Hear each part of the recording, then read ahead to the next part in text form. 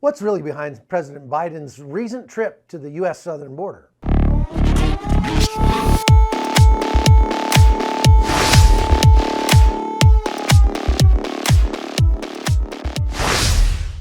President Biden visited the U.S. southern border this last weekend for probably the first time in his entire career, and specifically his first time as president of the United States. And this is when we're seeing unbelievable amounts of people coming across, record numbers, up to 200, 300, 400, even 500,000 people a month, if you include gotaways and people who were picked up by Border Patrol. And it's unprecedented. It's an absolute flood. It's a city of people entering the United States every month. A new, good-sized American city every month. And the word that they were going to repeal Title 42, which is a Remain in Mexico policy, only served to fill that pipeline even further. Understand now that this is not just a bunch of Mexicans who are coming across to go to work. These are people from all over the world. Specifically, the vast majority of them are from Venezuela, Cuba, Haiti, and Latin American countries who are coming north in kind of a pipeline. It's a massive pipeline that's been created by the need that these people have, and by the incentives that have been provided by the United States. Now, you'll hear a lot of people in the press and in politics say that these people are fleeing war and oppression and violence in their own countries, and so they have to come to the United States. That is not true. Virtually every one of these people is an economic migrant. How so? Well, sure, if you come from Haiti, or Venezuela maybe, Haiti is a very bad place to live. However, the people who leave Haiti don't come directly to the United States, for the most part. They are crossing through maybe 10 different countries on their route to the United States, any one of which would be much better than Haiti, where they could make a life, most of which would be much better for them in the way of having the freedom to start a business, being able to speak the language, things like that, because a lot of Haitians speak Spanish. It's much easier for them to get along, say, in Peru or Chile than it would be in the United States. But these people, by and large, are not coming directly from Haiti, Venezuela, places like that. They have already been outside of those countries for most of the time a matter of years, maybe 3, 4, 5 years. And they've been making a living, making a life in some other country, whether it's Colombia or Peru or Bolivia or Brazil, whatever. And they've decided that now is the time to come to the United States because they know that the gates are wide open. There's no question about that. That is why they are coming. Now, how to deal with this problem? You might be tempted to think that because President Biden has decided to come and visit the border and see for himself for the first time the devastation that's being caused by the vast number of people coming in, that he's actually planning to get serious and work with Republicans to do something about staunching the flow. That is absolutely not the case. If anything, he wants it to increase, and I'll show you proof of that in a minute. The reason that President Biden is coming to the border right now is because, from a political standpoint, he wants to be able to take credit for a drop in the number of illegal crossings. But he's not going to do that by slowing down the number of people coming into the United States. What he's going to do is try to institute a sort of backdoor amnesty that will allow people to register and come into the United States without having to cross the border illegally. Or, and what I mean is, they're going to either direct people to the ports of entry where they can get picked up and driven to a shelter or something in the U.S., or they're going to actually pick them up much further into Mexico or even in their home countries and transport them to the United States in order to avoid the dangers that they have to face along the way, crossing the Darien Gap, dealing with smugglers and cartels, things like that. It's a very difficult, arduous process. Joe Biden wants to make it even easier to get in. And what that's going to mean, for every step you take making it easier, that means doubling and tripling, an exponential increase in the number of people who are coming. I want to go back to a study that was done several years ago where they polled people in Honduras and Guatemala and Nicaragua to ask them if they would like to go to the United States if it were possible. And something like 40% or more of each of those countries said that they would like to come to the United States if they could. So you're talking about not 500,000 a month, you're talking about tens of millions of people just from those three countries, not including countries all over the world. We're seeing people from 150 countries coming to the United States now. And so what we're about to see, if Biden is able to get away with this, is a massive increase in the numbers of people coming into the country.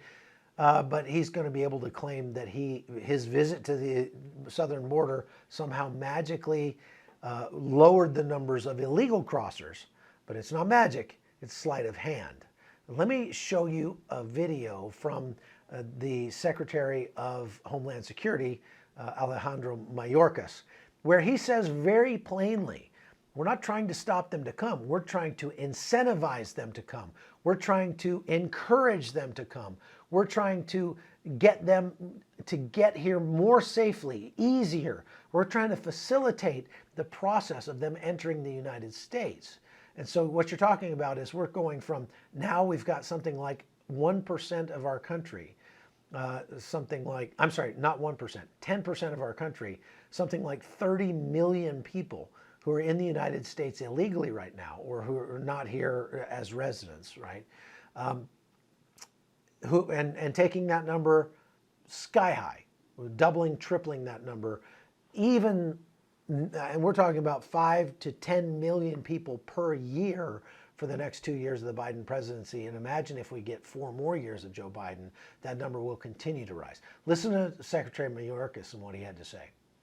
What we're trying to do is, and more broadly, incentivize a safe and orderly way and cut out the smuggling organizations.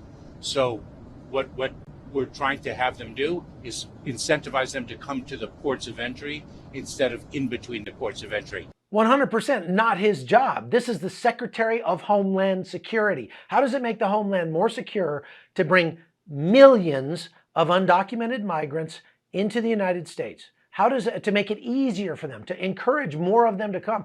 And now listen to what he has to say next. He tries to go on and explain himself and say that the reason we're doing this is to try to take that money away from the cartels, because it's dangerous to go with the cartels. It's dangerous to rely on them to get here. So we're going to make it easier for them to get here without using the cartels. The problem is he wants them to come to the port of entry. They've got to use the cartels to get to the port of entry. That's the whole point. Once you get across the United States border, once you step across that line, you don't need the cartel anymore. But they are using the cartels all the way from Brazil, Colombia, Peru, Ecuador, all the way up to the United States, all kinds of different smuggling organizations. And that leads you to ask, what is a smuggling organization? And I'll just say this very simply. A smuggling organization is someone who makes it easier for a migrant or for a refugee, whatever you want to call them, to get to the United States and to get across the border. That is what a human trafficker is. And so by that definition, if you're making it easier for them to get across, Alejandro Mayorkas is the head of a giant human trafficking organization that's competing with the cartels. They don't want to stop the cartels. They want to become the cartel. Listen.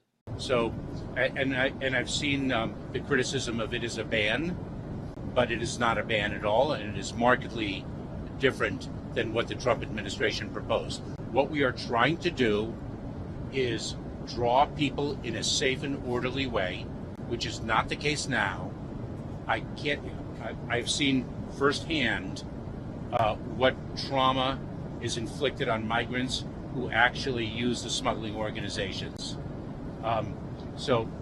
Trauma or tragedy.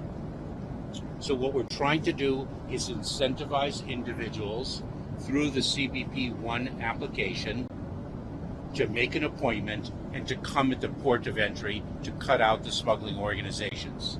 Now remember that anytime you make something easier, you're going to encourage more of that behavior. So by the Biden administration facilitating, encouraging migrants to come to the ports of entry, telling them, look, we'll make it easier for you to get in. Just walk up to the border. We'll let you right in. You don't have to cross illegally at the, between the ports of entry. You're talking about incentivizing and encouraging more mass migration to the United States, when that is not necessarily the answer for these people. As I showed, if you go back a couple of broadcasts on the Hot Zone from that ghost town in Guatemala, entire towns, entire villages are emptying out of those countries and moving to the U.S. And those people could be staying home and improving their own countries. Instead, they're coming to the United States, and they're becoming a drain on the United States. If you don't believe that they're becoming a drain, because a lot of leftists say, no, these people contribute to the economy, these people are a boon for the American economy. Just look at the reaction that you get from liberal mayors in cities like New York and in Detroit and in Martha's Vineyard and places like that, where in Washington, D.C., where they've been busing these migrants after they come in. President Abbott in Texas has been sending them up there and dropping them off in some of these liberal cities. And these people are screaming for help. No, we can't handle this many people. And there's a tiny fraction of the total numbers that are coming in that are being sent to these major American cities, and they're already overwhelmed. But it also encourages more and more people to join that pipeline, to enter that pipeline coming up through Mexico. And as they do that, that creates very big difficulties for those people. And you talk about family separation. They're leaving their families, their loved ones behind. They're gathering up, they're selling their possessions, gathering up lots of money that they're going to owe to their families. They're borrowing money from everybody they know to get north, pay those cartels, and get to the United States. There are thousands, maybe tens of thousands, that are right now stacked up on the Mexican side of the U.S. border, just waiting to be allowed in. And this is causing very big difficulties for the shelters on that side and for the people on that side in the cold winter months right now. Take a listen to what this pastor who runs a shelter in Juarez, Mexico, had to say. Everybody's waiting here to see what opportunity they're going to have in order to be able to cross into the United States. Some of them have tried already to go into the United States once or twice to see if they would be able to make it.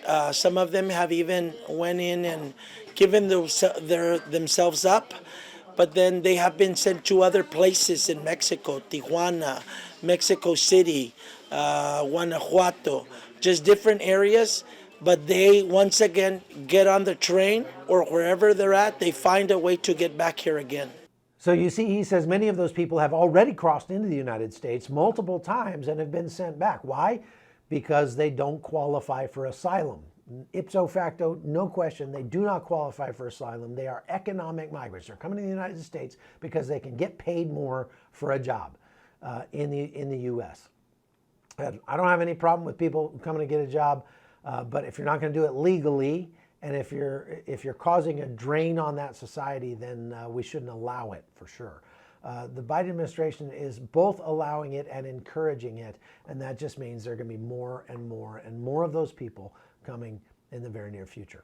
I'm Chuck Holton. That's all I've got for today. Thanks for watching The Hot Zone.